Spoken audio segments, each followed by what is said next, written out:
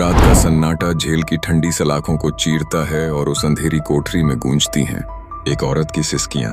वो सिसकियां हैं सोनम रघुवंशी की, जिसका नाम आज हर जुबान पर है। कभी इंदौर की गलियों में नई नवेली दुल्हन के रंगीन सपनों के साथ नजर आने वाली सोनम आज एक सनसनीखेज मर्डर केस की मुख्य आरोपी है। मेघालय की खूबसूरत वादियों में अपने पति राजा रघुवंशी की बेरहम हत्या का इल्जाम उस पर लगा है। लेकिन यह कहानी सिर्फ एक मर्डर की नहीं है।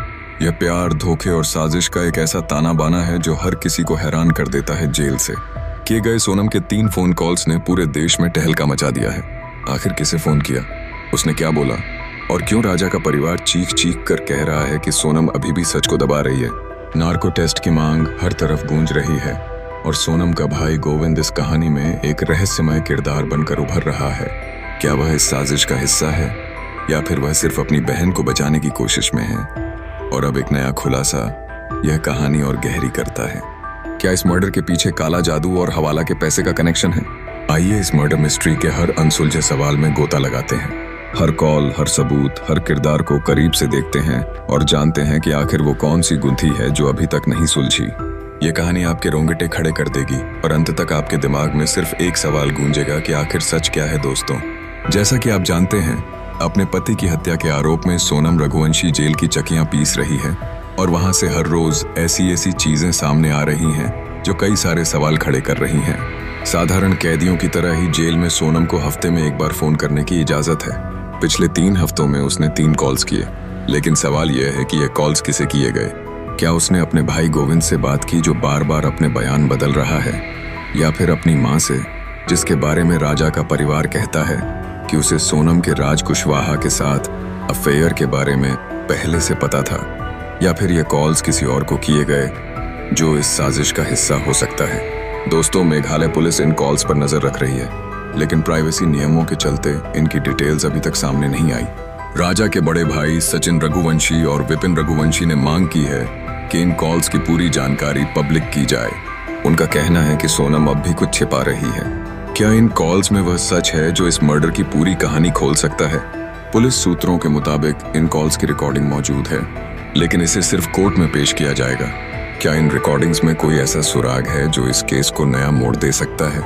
दोस्तों, राजा का परिवार कहता है कि सोनम ने इन कॉल्स में शायद अपने परिवार या किसी और को साजिश का अगला कदम बताया हो, लेकिन पुलिस अभी चुप है। सचिन रघुवंशी ने हाल ही में एक न्यूज चैनल को बताया कि उन्हें शक है कि सोनम ने इन कॉल्स में अपने वकील या किसी और से सबूत छिपाने की सलाह ली हो। लेकिन क्या यह सिर्फ एक शक है या इसके पीछे कोई सच है? पुलिस ने इन कॉल्स की डिटेल्स को गुप्त रखा है, लेकिन सूत्रों का कहना है कि इनमें से एक कॉल इंदौर के एक अनजान नंबर पर गया था। क्या वह नंबर किसी और साजिशकर्ता का था या फिर यह सिर्फ एक इत्तेफाक है? यह रहस्य अभी भी अनसुलझा है।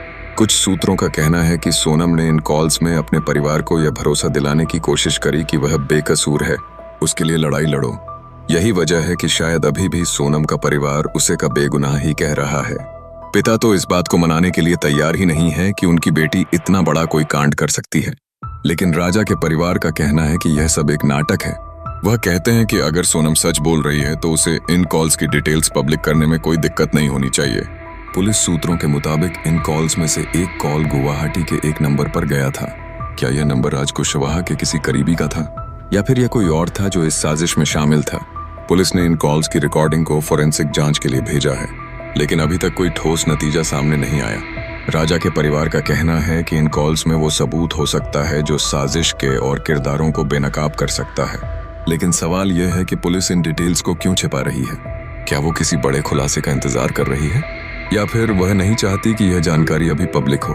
यह सवाल हर किसी के दिमाग में है, क्योंकि दोस्तों, अगर यह कॉल डिटेल सामने आ जाए तो बहुत कुछ पता लगाया जा सकता है। वह सोनम जो काफी लंबे समय से केस को घुमा रही है, उसके सच तक पहुंचा जा सकता है, लेकिन अभी पुलिस ने इस बारे में ज्यादा बात नहीं की है। शायद पुलिस डायरेक्ट कोर्ट के सामने यह सारे सबूत लेकर जाना चाहती हो।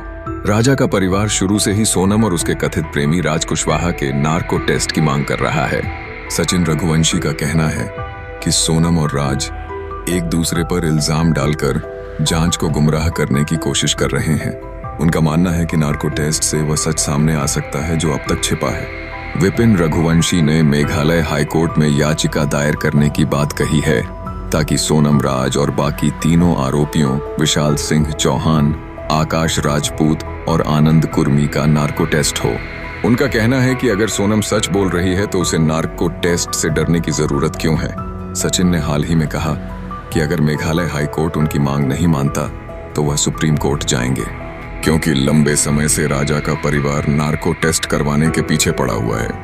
ऐसे में उनका कहना है कि सिर्फ यही एक जरिया है जो उनके घर के बेटे को इंसाफ दिलाए।